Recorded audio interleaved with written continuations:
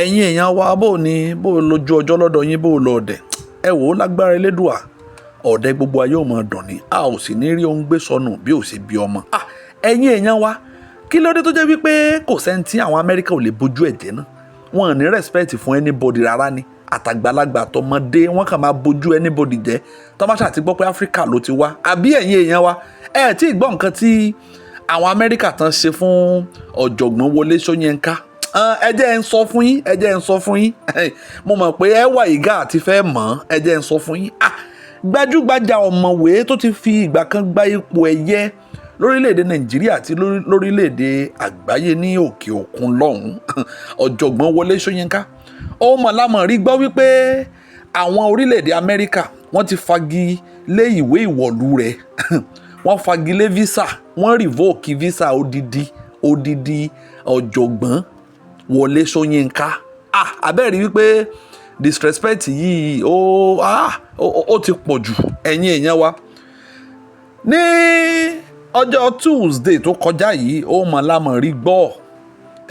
tí a rí ìròyìn níbi tí àwọn èèyàn tó oríṣiríṣi tí Wole Soyinka gangan fún rẹ̀ ó jáde tí mo dẹ̀ mú fọ́nrán ẹ̀ wá ẹ wò ó fọ́nrán yìí àjọ wò náà ni mo mú wá gidi ni wípé kẹ́yìn náà wá gbọ́ nǹkan tí Wole Soyinka fẹnu ara ẹ̀ sọ torí ọ̀pọ̀lọpọ̀ náà ti ń sọ oríṣiríṣi online pé odidi Wole Soyinka wípé àbí bàbá dáràn ni àbí bàbá ṣe fraud ni òun ló jẹ́ káwọn U.S. kan revoke visa bàbá wípé láti iye ọdún tí bàbá ti ń lọ sí Amẹ́ríkà tí ò sì sí wàhálà ẹ̀yin èèyàn ẹ wò ẹ ṣáà ní sùúrù gbogbo bí gbogbo ẹ ṣe jẹ́ gbogbo nǹkan tó ṣẹlẹ̀ gangan tí wọ́n fi revoke visa ọ̀jọ̀gbọ́n Wole Soyinka gbogbo ẹ̀ náà la mú wá fún yín lónìí ẹ̀yin èèyàn wa lórí ìkànnì Goose Television náà lẹ́wà ẹ̀yin èèyàn ẹ wá ṣe mí láǹfààní kan ẹ má gbàgbé láti bá mi share fọ́nrán yìí kẹ́ ẹ̀ dẹ̀ ṣe kíni kí ẹ bá mi like fídíò yìí kẹ́ ẹ̀ dẹ̀ má gbàgbé láti subscribe sórí ìkànnì wa lórí ìkànnì Goose Television náà ní bá a ṣe ṣèlérí pé gbogbo bó ṣe ń lọ náà láàmú ṣe kíni láàmú mú etí yín gbọ́ ẹ̀yin èèyàn wa níbi àpérò kan mọ̀ ní tí ó wáyé ní Kongi Harvest Gallery ní Freedom Park ní Lagos Island ní ìpínlẹ̀ Èkó ó mọ̀ ní bàbá ti pè àwọn oníròyìn wípé àwọn fẹ́ sọ ọ̀rọ̀ yìí torí ọ̀pọ̀lọpọ̀ àwọn olólùfẹ́ àwọn tó wà ní orílẹ̀-èdè Amẹ́ríkà tí wọ́n máa retí àwọn wípé àwọn ń bọ̀ ní orílẹ̀-èdè Amẹ́ríkà wípé ká máa wulẹ̀ retí àwọn mọ́ o wípé àwọn orílẹ̀-èdè wọn àwọn gọ́ọ̀mẹ̀ntì wọn pírẹsidẹ̀ntì Amẹ́ríkà àti àwọn kọ̀ọ̀kan wípé wọ́n ti ṣe kínni wọ́n ti revoke visa àwọn wọ́n dẹ̀ ti ban àwọn wípé àwọn ò gbúdọ̀ wọ ìlú Amẹ́ríkà mọ́ ẹ̀yin èèyàn bàbá sọ̀rọ̀ gidi bàbá tẹ̀síwájú o ọ̀jọ̀gbọ́n sọ wípé kì í ṣe dandan ni wípé káwọn lọ sí orílẹ̀-èdè Amẹ́ríkà ipe ẹnikẹ́ni tó bá ń retí àwọn ní orílẹ̀-èdè Amẹ́ríkà ipe torí ọ̀pọ̀lọpọ̀ àwọn èèyàn náà máa sọ nǹkan tán rí ló ń kálukú kàn máa sọ ipe èdè táwọn fi grant interview táwọn dẹ̀ fi pe àwọn oníròyìn rèé ipe káwọn ṣe kínni kí àwọn lè clear air lórí gbogbo awuyewuye tó ń lọ lórí wípé bàbá wípé àbí bàbá dáràn ni náà fi bánu visa wọn àbí bàbá jalè ni àbí bàbá ṣe fraud ni òun náà fi bánu visa wọn bàbá Wole Soyinka sọ̀rọ̀ bàbá sọ wípé rọ́ àwọn ò ṣe kíni àwọn ò dáràn o kódà àwọn wo past history àwọn ò rò bẹ́ẹ̀ àwọn ní ẹ̀kántà pẹ̀lú anybody rí ní orílẹ̀-èdè Amẹ́ríkà yìí pé bóyá ìjà àbí kan látọdún táwọn ti ń lọ sí orílẹ̀-èdè Amẹ́ríkà ṣe rí ẹ̀yin èèyàn mi ò fẹ́ gbà yín lákòókò bàbá tú pẹrẹpẹrẹ ọ̀rọ̀ kódà bàbá sọ wípé the only encounter tí àwọn ní pẹ̀lú immigration officer ní orílẹ̀-èdè Amẹ́ríkà ọ̀jọ̀gbọ́n Wole Soyinka wọ́n ní ọjọ́ yẹn àwọn parí interview kan àwọn parí lecture kan ní orílẹ̀-èdè London àwọn wá ní nǹkan kan ṣe ní Amẹ́ríkà làwọn wá fẹ́ lọ láti London lọ sí Amẹ́ríkà pé ṣùgbọ́n nígbà yẹn wípé òtútù mú àwọn pé ìgbà òtútù ni àwọn bá wò wípé kí làwọn lè ṣe o bàbá bá ra ata wípé káwọn máa já ata ẹni bàbá jẹ bàbá dàsápò bàbá ń jẹ bàbá ò mọ̀, bàbá ò sọ fún wọn kán tó kúrò ní London pé àwọn nírú àwọn irú nǹkan yẹn dání. Ìgbà tí bàbá máa dé orílẹ̀-èdè Amẹ́ríkà bí immigration officer bó ṣe wọ̀ mọ́ bàbá lọ́wọ́ nìyẹn wípé wípé bàbá mú agricultural produce bàbá ń gbé wọlé sórílẹ̀-èdè àwọn ẹ̀yin èèyàn ọ̀rọ̀ bá dìbò ló yá mi. Nọ́mbà sọ pé kí bàbá san $25 owó ìtanràn. Bàbá ṣàṣe kí ni ọ̀jọ̀gbọ́n Wọlé Ṣóyínká wọ́n ṣàjọ fà á, mi ò rò bóyá wọ́n sanwó yẹn nígbà yẹn. Wọ́n sọ pé lẹ́yìn ìṣẹ̀lẹ̀ tó ṣẹlẹ̀ nígbà yẹn àwọn ò ṣe kí ni àwọn ò ever bá anybody ní ẹni encounter pọ̀ rí pẹ̀lú anybody ní orílẹ̀-èdè Amẹ́ríkà ẹ̀yin èèyàn. Ṣùgbọ́n nígbà tó di ọjọ́ Thursday tó kọjá yìí on the 23rd of October 2025 ọ̀jọ̀gbọ́n Wọlé Ṣóyínká sọ wípé ṣàdédé ni àwọn gba lẹ́tà kan láti ọ̀dọ̀ àwọn immigration officer ní láti orílẹ̀-èdè Amẹ́ríkà làwọn gba lẹ́tà ìyẹn láti embassy tó wà Nàìjíríà náà wá fáwọn lẹ́tà kan ipe gbà táwọn gba lẹ́tà yẹn gan àwọn wò pé irú rádaràda owó rèé ipa àwọn ò dáràn àwọn ò ṣe àwọn ò bẹ́ anybody jà àwọn ò oríṣiríṣi ṣáà ló ń wá sí ọkàn bàbá. Ṣùgbọ́n ẹ̀yin èèyàn ẹ wò ó ẹ má jẹ́ ń tàn yín kò sẹ́ni táwọn Amẹ́ríkà ò lè bójú ẹ̀jẹ̀ kọ́ ló ń ṣàánú wa lórílẹ̀‐èdè Nàìjíríà ni kọ́ ló ń gbé àwa Áfíríkà náà kọ́ ló ń gbé wa dìde disrespect yẹn ti pọ̀ jù. Odidi icon man mentor odidi ọ̀jọ̀gbọ́n Professor Wọlé Ṣóyínká àwọn Amẹ́ríkà bójú ẹ̀jẹ̀. Ẹ̀yin èèyàn mi ò fẹ́ gbà yín lákòókò ẹ jájọ ṣe kínni ẹ jájọ gbọ́ nǹkan tí bàbá Wọlé Ṣóyínká ẹ jájọ gbọ́ nǹkan tán sọ kájọ ṣe kínni ẹ wò ẹ já pàdé ní comment section kí lẹ́yìn náà rí sí nǹkan tí àwọn Amẹ́ríkà ṣe yìí ṣé ó bójú mu kí wọ́n ṣe kínni kí wọ́n tẹ ojú bàbá mọ́lẹ̀ báyìí kan bà ojú bàbá jẹ́ tó bójú mu bẹ́ẹ̀ ẹ jájọ ṣe kínni ẹ jájọ pàdé ní comment section ẹ ṣe púpọ̀ pọ̀. Yeah, okay, good morning. Thanks for turning up as usual. Basically, I think what I should do is just read you the first line of a rather curious love letter I received from an embassy, and then we'll take it and elaborate from there. Sum up the agenda of this morning. Yes. Consulate General of the United States of America, Lagos, Nigeria, October 23, 2025. Yeah? Oh, all right. Consulate General of, see what I talk about, what you freeze. Talk about this technology, all right. Sabotage. Okay, I can still read from here. So it's from the Consulate General of the United States of America in Lagos.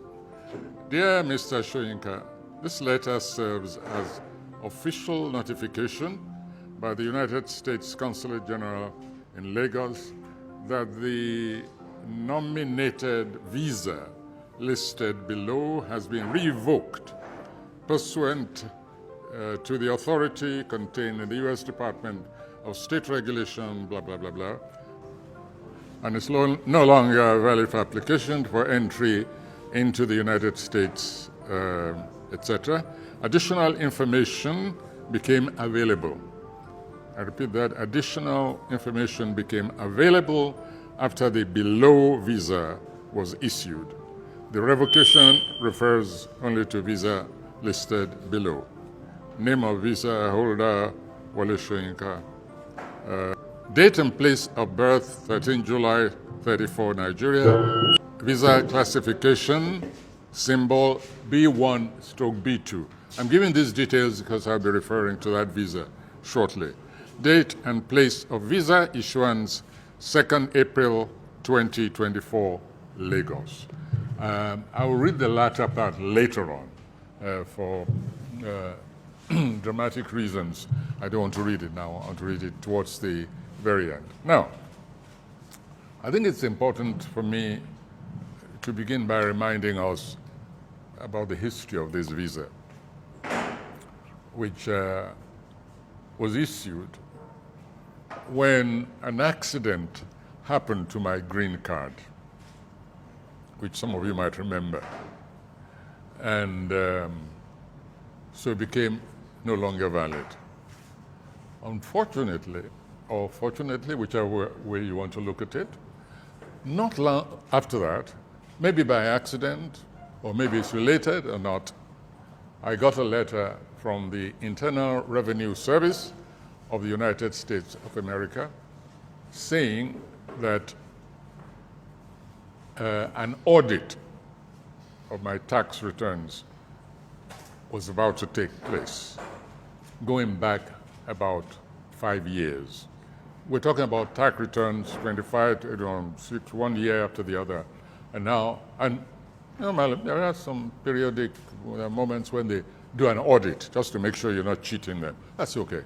But there's an interesting coincidence about this, that I got that notice of a coming audit just after an accident happened to my green card, which you all know about.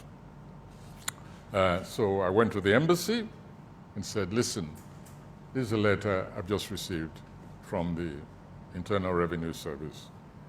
My green card is no longer usable.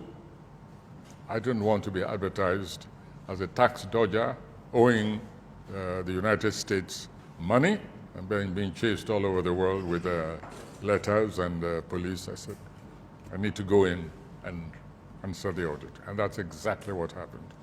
I wish to emphasize that the United States consulate staff was very, very gentle, very courteous. I was treated, like a human being. Let's just put it that way, which is the way I believe all applicants for visas should be treated.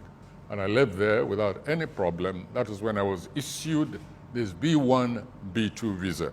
I stress that over and over again because of some idiots in this country who still insist that I never got rid of that green card after Donald Trump was first elected to office. Now, why did an accident happen to my green card? I merely said it would happen, and it would happen, and it did happen.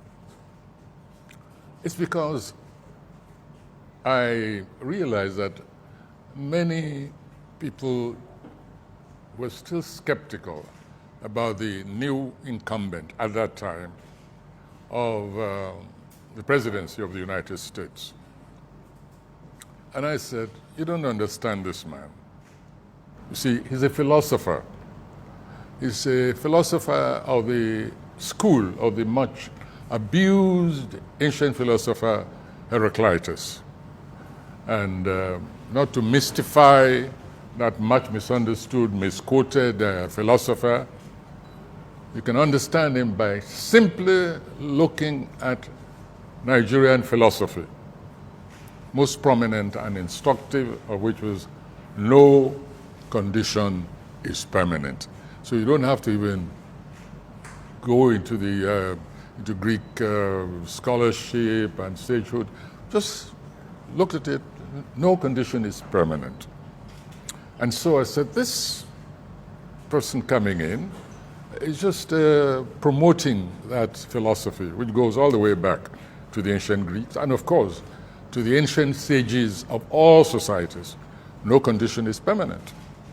And I said, he would, however, I predict that his first mission in office will be to prove it by withdrawing all permanent documents, all so-called permanent documents, especially the permanent residence card.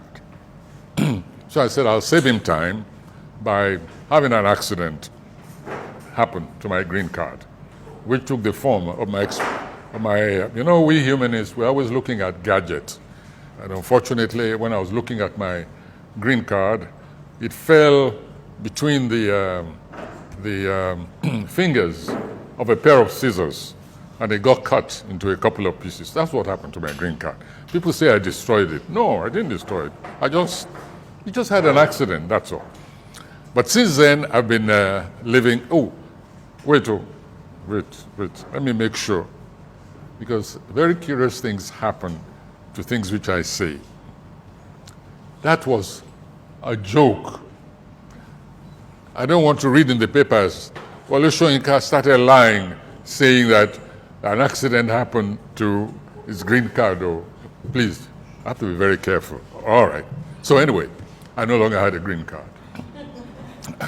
That's what matters. That's how I came. I demoted myself by circumstances from permanent resident to just another tourist business entry and depart. By coincidence, when I read that letter of revocation, I actually had some American citizens visiting me. They came for the Badagry Door of Return Festival. And from there, they came to visit in Abeokuta. I wasn't there, but they were made at home and they were able to go around the place and even have some palm wine. So to begin with, at the beginning, I said, could it be that they're angry that I'm hosting their citizens just when they're reconsidering, or they've invited me to bring in my visa for reconsideration? I don't know how many of you read or saw the press statement which I made at the time when I received a letter. That is, we're going back now, 2 weeks before this letter, when I received a letter asking me to bring back my passport because certain facts may have come up since the visa was issued. And I was given a date to report at the consulate with my passport. I declined the invitation. First of all, I didn't like the date. Everybody knows what happened on that date, November 11, many years ago. So it was rather unfortunate that they picked that date. And I said, sorry, I'm superstitious. I'm not coming on that date. And then ultimately, I made it clear I was also not going to apply for another date to bring in my passport. So I left, I traveled out. When I came back, or even before I came back, I got a letter from the ambassador. What is that? What is our problem there? Is the house falling down or something? Just give me notice so I know which direction to run. So I got a letter from the ambassador. Very nice letter, very courteous. I wish always to stress this, that I have absolutely nothing against individual citizens as citizens of any nation. This is an issue which concerns the government. I have continuing good relationship with members of the consulate, the embassy. I received nothing but courteous treatment from them. I want to stress that. And so I received this letter in which he informed me that he was away when that letter was sent and that if I would please give him a call, he would try and explain the circumstances and so on and so forth. When I came back again, I got a letter, a reminder that I should call him. So I called. We arranged a call meeting. I think it was 4 o'clock about a week ago. And he explained, and again he offered a special visit by me. I'd be received by the consul, and then they would ask a few questions about the possible facts which existed that they didn't know about when this visa was issued. He spoke frankly, and I said, shall I be equally frank with you? I'm not interested. It has nothing to do with me personally. It has to do with the treatment which I know, the brutal, cruel, and often unbelievable treatment being meted out to strangers, immigrants, even in some cases, permanent residents, which of course include quite a number of Nigerians. I know of a number of Nigerians who were turned back, who live in the United States, who've lived there all their lives. Some of them have businesses, they have grown-up children, families who are even citizens of our country, but who just left in the normal way to visit home, and then found at the airport they weren't allowed to get on that plane. Because in the meantime, either their visas were under examination or had in fact been revoked, but they were not allowed to go back there, etc., etc. I don't want to run into the... You all know what's been going on. It's all over the media. You have friends, you have families there. So I said, it's not about me. I'm not really interested in going back to the United States. I said, but a principle is involved. Human beings deserve to be treated decently wherever they are, wherever they drop their buckets, even places where they're just visiting briefly. I said, I'm sorry, I will not apply for a new date. So he sighed and said he was very sorry, but that meant that my visa would be revoked. I said, by all means, I'd be willing to receive the letter of revocation. And I assured him that both he and his staff are given permanent visa waiver anytime they want to visit the Autonomous Republic of Ijegba, situated in Abeokuta. That there will be no reciprocal conduct from my principality. So he laughed, and eventually, of course, the formal letter arrived and I received it. So it's necessary for me to give this press conference so that people in the States who are expecting me for this event or that event or were thinking of it, not to waste their time. I have no visa. I am banned, obviously, from the United States. And if you want to see me, you know where to find me. That's elementary as that. There's a comment which is necessary. So I asked myself, however, the visa doling department is now looking into past history, because this is a statement that certain facts have come up. We're talking about thousands of people, by the way. I want us always to bear that in mind. So they've dug backwards, and if you remember, there were statements to the effect that anybody with any past criminal act, even felony, just misdemeanor, was qualified for revocation of visa. So I had to start looking back. Have I ever misbehaved in the United States? Do I have a history? Have I been convicted?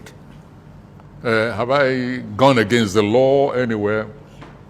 And I remembered finally 2 instances, which I want to make public now, in case it is brought up later on. So they will say, you hid that one. I remember pleading guilty at the airport one day. I was landing in Chicago. That's my first major production in the United States. We were in rehearsals at the time, Death and the King's Horseman. And the night before I left, I had to dash to London and then return for rehearsals. The night before, I'd gone to an Indian restaurant in London. And as usual, when I go to, when I am in those cold, wintry countries, I always carry peppers with me. At that restaurant, which is Indian, when I was leaving, I put a few green chilies in my pocket just to keep me going when I got back to Chicago. I forgot to declare those chilies. So I'm warning you now that you may learn that I was convicted for carrying some small chilies, because at the airport they wanted to charge me to court. And they said, but I could plead guilty and pay a fine. I think I remembered paying about $25 or so, for a few chilies. So that's one. That was one possible crime that could have been dug up, and I'd forgotten all about it, quite frankly. That's my fault. So that's one. Two, AMSAC. AMSAC is acronym for American Society for African Culture. AMSAC had a huge international conference, I think some years also just before that, early 70s. I'm not good at dates. Anyway, and it took place in Atlanta, Americana, a motel in Atlanta at the time. And I fought at home in Physicalio. I had, shall we say, a confrontation with the police. Some racist conduct by the receptionist led to the police being called. And this police came and was trying to throw his weight around and so on. So I can be convicted, if you like, for, shall we say, for disobeying orders from law officers of the United States. This was at least 30 years ago. And eventually, I ended up, as a matter of fact, what is the expression again? Integrating the swimming pool of that Atlanta. I tell you who was there at the time, at the incident. Emeka Anyaoku, the former Secretary General of the Commonwealth. In fact, it was he and the late Kola Day who stepped in and sort of diffused the situation. So, ladies and gentlemen, these are the only two crimes I can consider myself guilty of in all the years, decades I've been going to the United States. So obviously, it could not have been. I don't believe that they would have dug so far back into my murky past to unearth these two great crimes and then revoke my visa. So the reason had to be somewhere else. So I began to cast what have I done in recent times?